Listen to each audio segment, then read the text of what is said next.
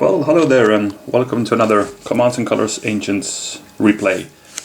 Today we are playing the Battle of Bagradas, also known as the Battle of Tunis. I think Bagradas was a river, the name of a river.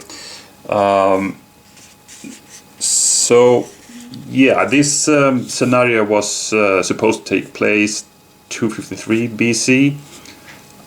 I have seen also the year 255 mentioned somewhere, so I'm not really sure if this year is correct or not, but let's go with this for now. Okay, so we are still... Yeah, this is, first of all, this is still the First Punic War, and we are still in North Africa.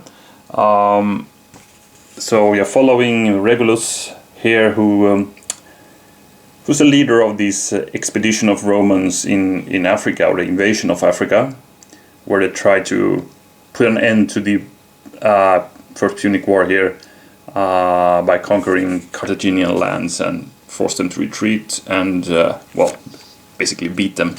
And they have been really successful up till now in their campaign.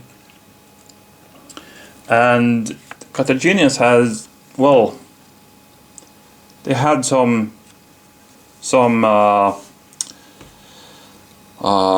what can you say, disappointments maybe in their previous battles here. The Romans have won them, and they have gone with a tactic, you know, more like defending hills and fortified positions in their homelands, refusing to meet the Romans in open territory. And, well, one of the strengths of Carthaginian forces is their cavalry, and they haven't really been able to use that cavalry in a good way because of this tactic. Anyway, so the things were desperate for the Carthaginians. The Romans were closing into Carthage itself, or Carthago, and what they did was to turn to a Greek general. I think he is actually a Spartan, called Xantippus. So after some debates and stuff, they Xantippus really, well, he explained to the Carthaginians why their army was so bad and why they lost to the Romans all the time. And one of the things were, the fact that they refused to battle on plain ground and open fields, which he thinks they should do thanks to the cavalry. And he also thought that the Carthaginians need to be kind of retrained to a more, Greek / Macedonian phalanx types. So what we're seeing here is a kind of a new model army that Xantippus had implemented for the Carthaginians. So here are some heavy infantry here who fight in Greek phalanx style. I think also some were actually equipped with sarissa here, and it might be this troop that Xantippus is attached to. So he went with this setup: heavies in the center, mercenaries on the right, and cavalry, a strong cavalry force on each flank. Well, so what happened was that close to Tunis, by the river of Bagradas, when they were kind of evenly matched in numbers, the Carthaginians they accepted to meet the Romans in an open fight, and Regulus was kind of eager to do the fight as well, because his time was running out as the consul. So he wanted this victory before another guy could come here, another Roman, and take the victory and glory for himself. So he wanted to beat the Carthaginians. So he was, I think, at the point quite happy in seeing that the Carthaginians accepted a pitched battle here. So they lined up. Carthaginians also brought with them loads of elephants into the battle, and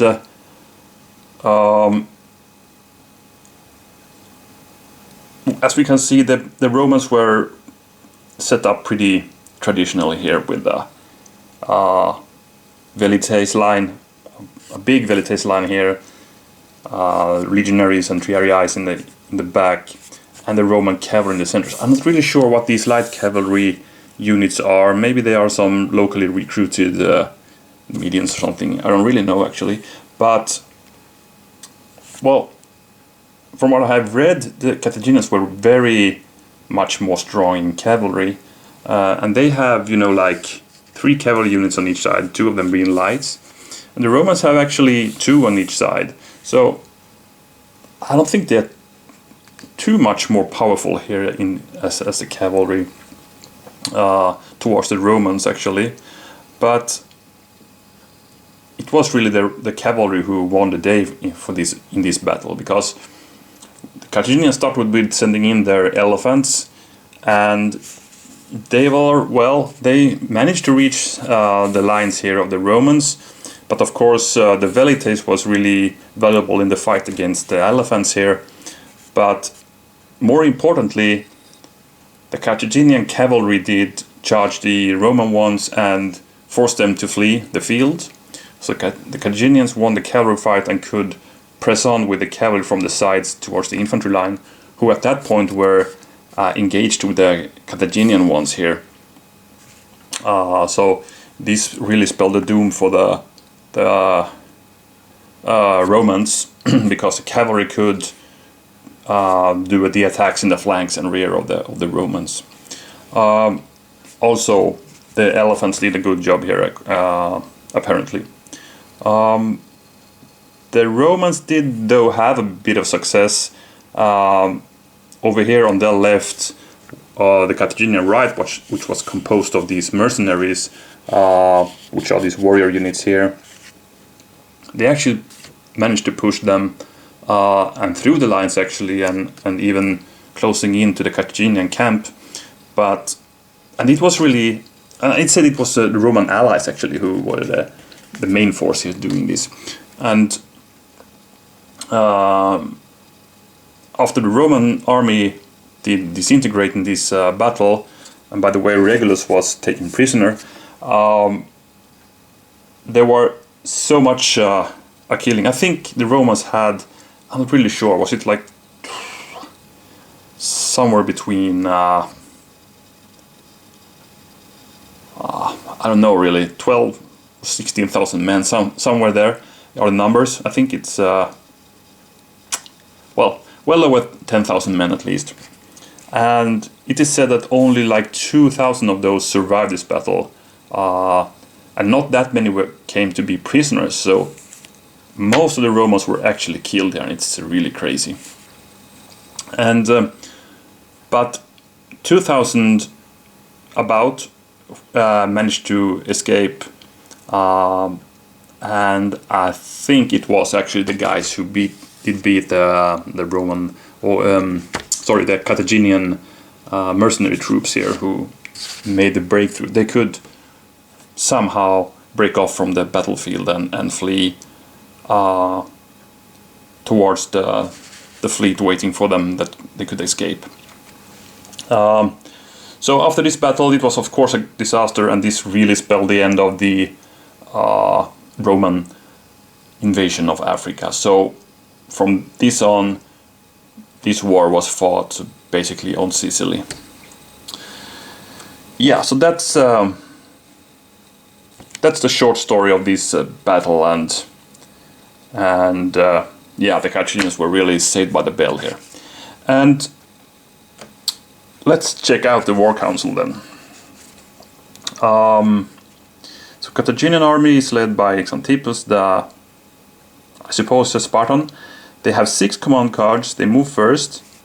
The Roman army, led by Regulus, having 4 command cards, and will fight till 7 banners. There's no special rules. There's no terrain. So this is a plain fight on a plane, you could say, right? So, yeah, of course we will see there's a 2 card difference, so the Carthaginians will have some extra cards on slot A and D thanks to that. And by the way, speaking of the cards, I have decided now to,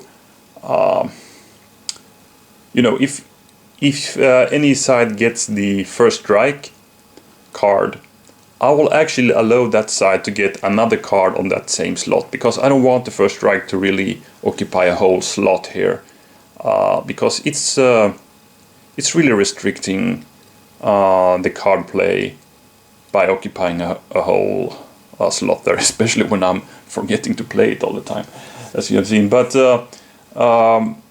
yeah, that's a new house rule I will do to this solo method. So if the first strike turns up, I will just add another card to that same slot. So for as long as this first strike is there, that slot will have 1 extra card, being 2 or 3 if it appears on A or D in Carthaginian side in this battle. So that's it. So let's check out the game board then. So here I really like this setup. It's a really crowded setup, and I don't know. It's just cool for some reason. I don't really know why, but of the Romans are of course this traditional nice setup with the velites, nice land with the hastati and principes, and then we have the triarii and the cavalry on the flanks. Really nice. The Carthaginians, they have such a nice, all these different troop types. These warriors, light infantry, elephants, heavy infantry, different cavalry. So yeah, I really like it. It's kind of nicely showing how the armies was actually set up at the time, with the mishmash of troop types over there and the strict setup type of the Romans. I like it. So as we said, the Carthaginians are very strong on their cavalry. Well, they only have 3 cavalry units against the 2 on the same flanks. But I think the thing that could really give the edge to the Carthaginians is, of course, that both the cavalry flanks have a leader. So there's a medium heavy and 2 light on both sides, and we have Hasdrubal leading that cavalry flank, and we have Hamilcar leading that one. And back there we have the phalanx line of the heavy infantry, 4 units of them, and that with the leader is of course Xanthippus himself. Here we have the mercenaries on the Carthaginian right infantry, so probably maybe there's some more of the crack troops from Sicily. So we have some Gauls and perhaps some Ligurians or something over there. Then we have Spaniards.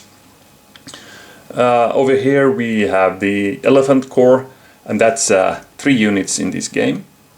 And to the front we have 2 pairs of light infantry units doing the skirmish job, really much matching the Roman velites, who also are 4 units. But there's a nice opening for the elephants here to rush through if they want. So continuing with the Romans, as I said, we have the evenly deployed cavalry flanks here, so it's a light and a medium heavy cavalry on both sides.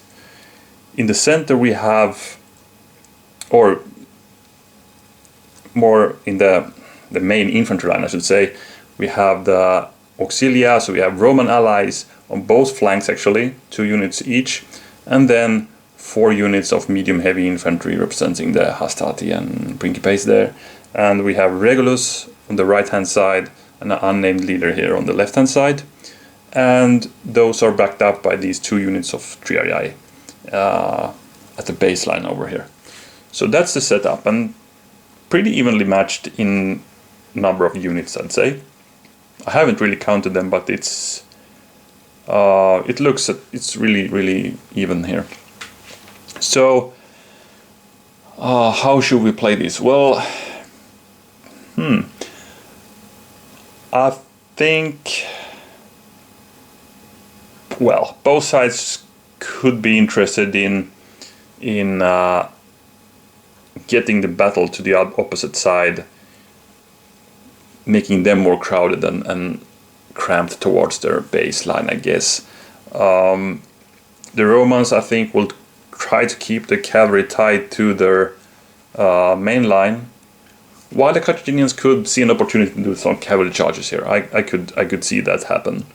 They have these two light cavalry units that are really good in, you know, riding behind, stopping the enemy from retreating, and then the medium heavy could, you know, charge in with a leader bonus there. That could be really an effective one. So we could see that. The elephants, well, I don't really know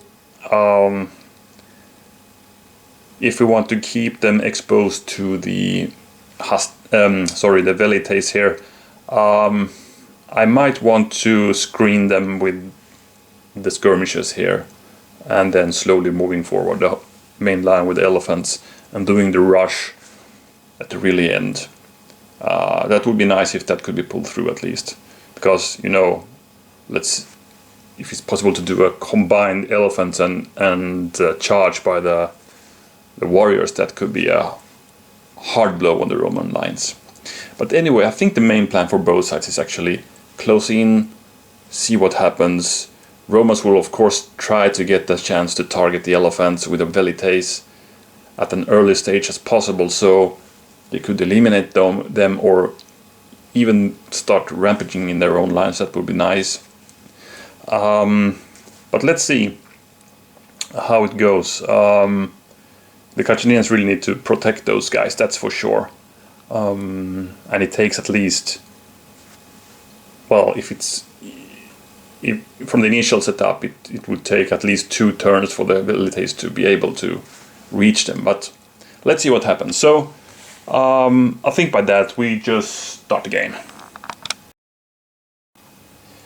Okay, here we go. So the Carthaginians will move first, so we're gonna reveal their cards in slot A and B. So there we go. So we have a leadership in this section, we have a line commander, nice, we could start moving up the whole force, or we have a light, and we have a light troops in slot B. But let's see from what slots they will be able to play. This time it's D or E, so it's none of those cards already revealed. So let's see, slot D is also a 2-card slot in this game. So it's a double time, a double time. So that's nice, that's amazing really. Okay, and then we have an heavy troops. Okay, so basically double time, well, not now I guess. So I think we could start moving up the heavy troops. I mean, we could move 6 units, and 6 units is all we have. So we could start moving up the elephants and the heavy infantry there. And there is of course a risk if you move up the elephants.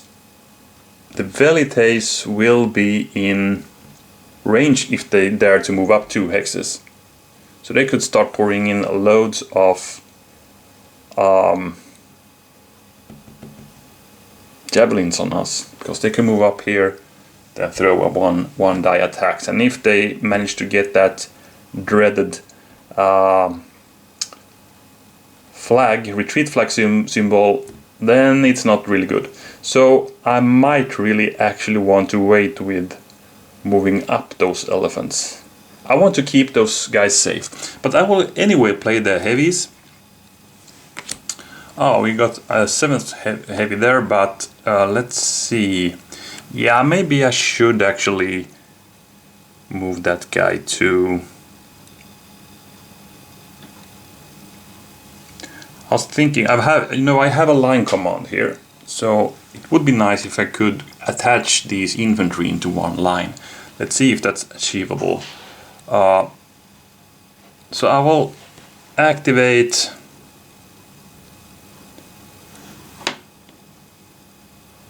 Two, three,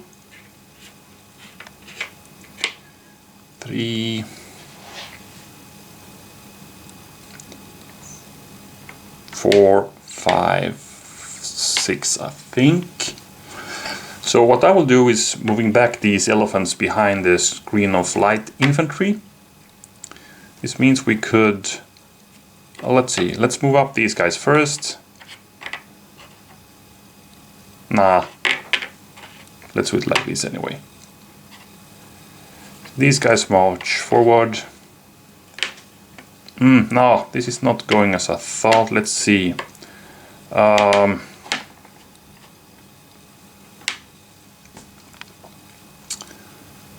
These guys can move too, of course, these elephants, right? They have 2 movements, so that's okay.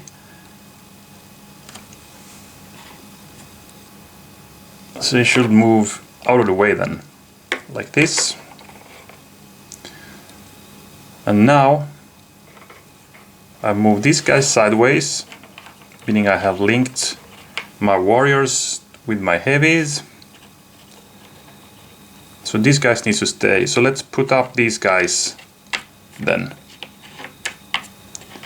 like this. These guys just stays. So now I have all the guys in a nice line here. Well,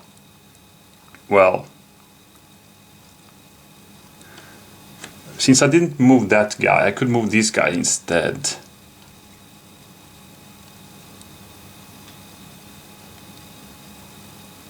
No, let's keep it like this. Kind of a strange movement going on there, I guess, but I think I want to shield off those elephants and try to bring up my heavies instead. My heavy infantry as the main force here. Okay. So let's replace the card in slot E and see what the Romans will do. By the way, let's see what they have in slot A and B first. Inspired leadership left, no leader there, and we have order light troops. But we rolled a C or lowest count section card, so we need to flip up the card C. So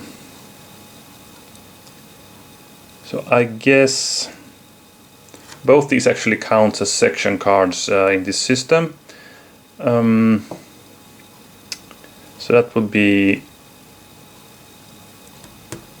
C or one of these two, and we have 4 lights, no, more than 4 lights, but we only have 4 cards. Yeah, so we could order 4 units with this and actually 5 units with this. So it's either this card or this card I need to play now.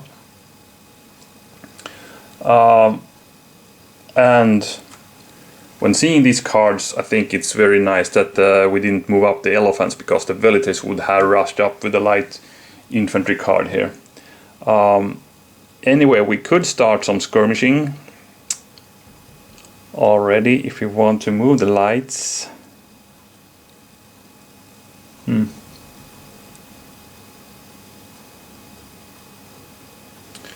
How about 2 units on the right then?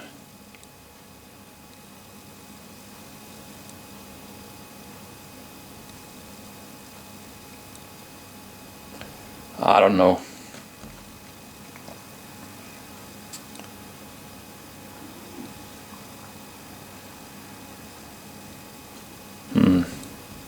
Now I play the lights. That's 4 light units. So I will just activate my velites. Let's start some skirmishing fighting here. And go there. And we go there. Let's see what this brings us. Start from here. 1 die. Flag, but he's supported. Second one, same target, so basically we're looking for green symbols here. Nope. Same procedure here. 2 attacks, looking for green. 1 green achieved. Good, so we got some of these Libyans or whatever they are, maybe they... And the second one, a miss. But first blood now. First to go is some Carthaginian light infantry. That was the order light troops. Carthaginian turn. Another D or E. So we had those double times, we know those. And now we have also a mounted charge. Alright. I guess we need to play one of the double times. Basically. So this is 4 units in linked hexes. So I'm gonna actually... I could, attack the Velites and scare them off with these, but I'm actually gonna move up my heavies once more to build a line here. So these guys moves here, these guys move here, these here, and Xantippus goes back there. Now it looks much better. Now I'm starting to like this line. Now we're ready to march forward and engage. We just need to survive the first onslaught of the Velites, who surely will start throwing in their javelins here. So we're gonna give the Carthaginians another in slot D, but we will hide it this time to keep it a bit of a secret. Okay, interesting development. So the lights has been double timing here now, moving through the gaps of the elephants and lining up in the front, actually in front of the mercenaries even. So let's see how the Romans respond to this. Okay, it's this one. So that's the tactics card or lowest order count. So we have no tactic cards, and this is the lowest order count, so they need to activate on the right now. So we have one of the Velites on the right, so let's take that one. And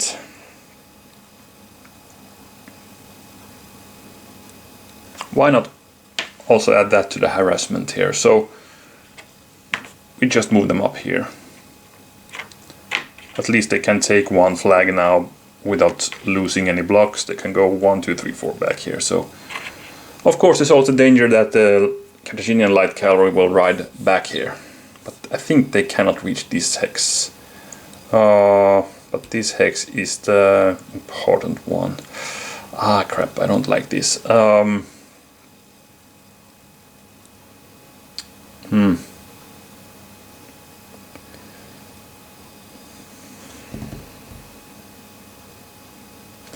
Maybe I should go a bit easy with this, because I fear I had lost these cavalry.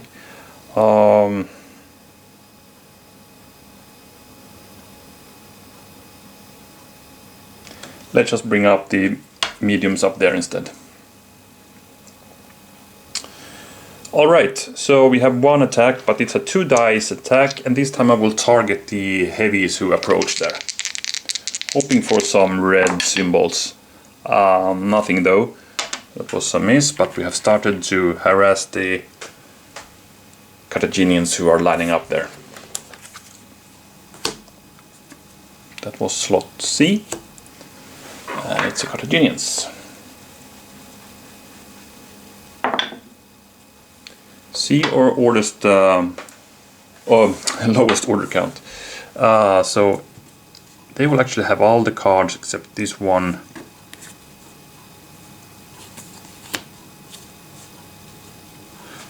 Now I wonder, maybe I should actually keep these open. Yeah, I should do that, because this should be an optional card to play now. So let's see. Either the counterattack, which would be 2 units over there, or the lowest order count, and I believe that would be the card we just brought up here. So it's a 2 in the center, and I think it's okay. Now I think we should scare off some of these Velites now.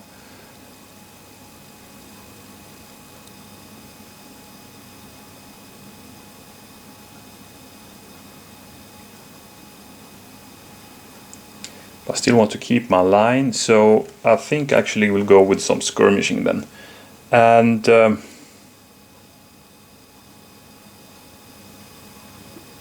let's do this from here to also protect our light infantry who got hit previously. So, sorry, that one is not in the center. So we need to actually take those two, because this was a center card. So let's just target the innermost Velite units. We start from here. It's 2 dice. 1 hit, but I actually wanted to scare them off, but okay. Better than not. A miss at least. Second attack. A miss totally, and no flags. So not a good skirmish roll there.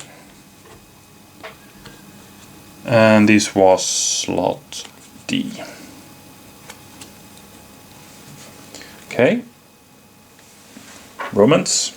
They still have the Velites in good position here now to bring some harm. Let's see if they can pull that through.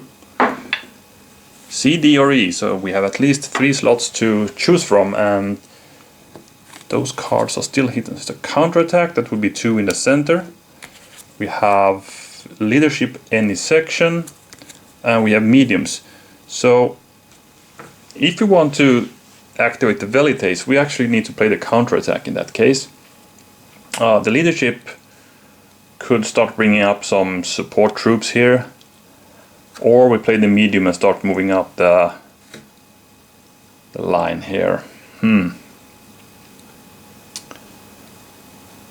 I actually think I want to play the counterattack now, because I need to. This is the time when I need to activate the Velites, because their role is to be active now and before the lines clash. So let's do a counterattack.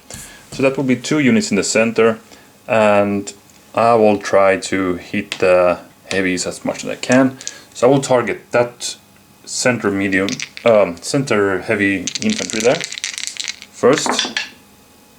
That's a flag. He can ignore that, of course. Second one, same target, and no hits. Crap.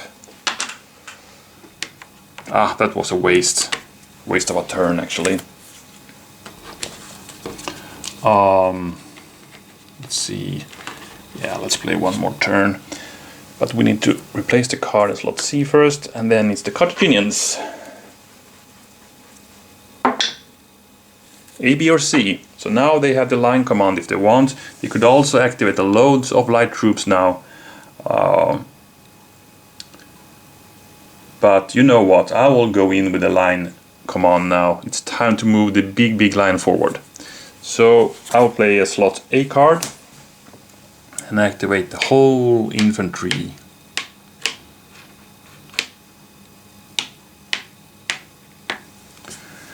It's really interesting to note that the cavalry hasn't really activated yet. We have seen some movement of Roman cavalry up here to kind of, well, not match the line of the Carthaginians, but anchor the right flank at least. So let's see. I think I want to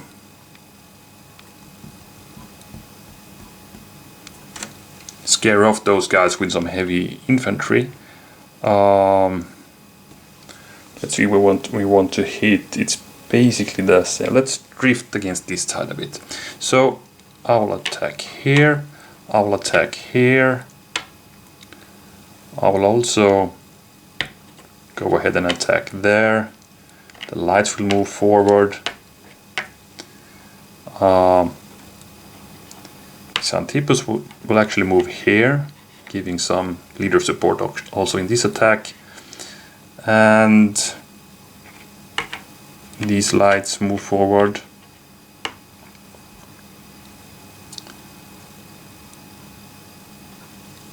And the warriors. Let's do like this. Okay, here we go. So, first of all, I want to attack here. These guys will try to evade, but I got my 5 dice. So this is pretty awesome. But not that awesome because they got away. So these guys evade. Second one, same target. Let's see if these guys are as lucky as the first one. Nope, they got really caught here, so 2 blocks. And then they evade. Same thing here, they try to evade also. They got away safe. And we're also gonna attack with the lights. Since we have Xanthipus with us, these guys will try to evade even there. So let's see. But they got 1.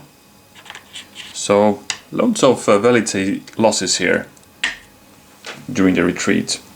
So the other guys don't have any targets, so we can pretty much bring up all as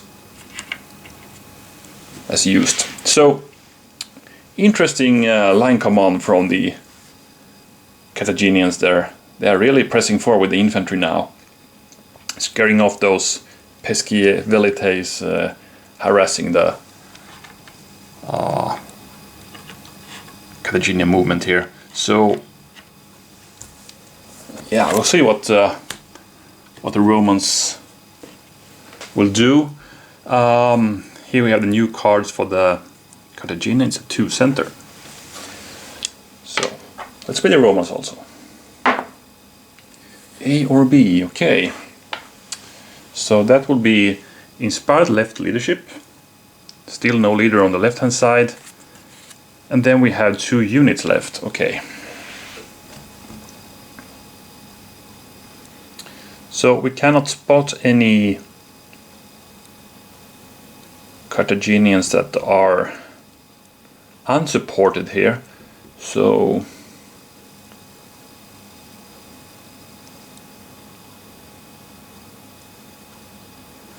basically I will just move up these guys and these guys. So it's the 2 units left, by the way, I'm gonna play. And let's just move them over here. Do some javelin attacks. So these guys tries against that heavy. Flag, that's a miss. And the light cavalry tries to get that guy. It's 1 die attack. Need a green. And then comes the heavy. Okay, that's it. So another card, and I think I'll end the session here now. I think it has so far a really interesting development. The Roman mainland has been pretty stationary, sending forward the velites to, I mean, they are seeing some interesting movement happening in the Carthaginian lines over there, so they've sent forth their velites to harass them. Well, with not that of an impressive of a result. They got 1 of the light infantry blocks there, and they went a bit too far, I guess, because the Carthaginians were able to charge them and throw in javelins against them, so they have taken a few losses here while retreating back. But they are still doing the harassment stuff here in the end, even sending forward some light cavalry to harass the flank here of the Carthaginians. Still no real effect of the harassment, so Carthaginians are happy. They are going forward with their army in full strength here still. So they are closing in, and we know they have a double time still in their card rack here. So if they could move in a turn or 2, and then they could really get in and attack. I think they also should try to bring forward their elephants to join up here, because those could be an important link when we reach the main battle here. And as I said, really interesting that they, especially the Carthaginian cavalry, hasn't really activated yet. And we know they have a mounted charge here somewhere, so at some point they could do an effective charge with the cavalry. But maybe, of course, we need to move them forward at least 1 turn first. And I'd like to do it on both flanks so I can get the full use of the charge. Of course, we could also use this to activate the elephants in the end, so could be a useful one. So I think it will be an interesting continuation of this battle, I'm sure of that. So no victory banners dealt yet. We need 7 to win the battle, but we have a few losses over there. So let's see what happens in the next session. So all left to say now is thank you very much for watching, and I hope you will be back for part 2. Bye bye.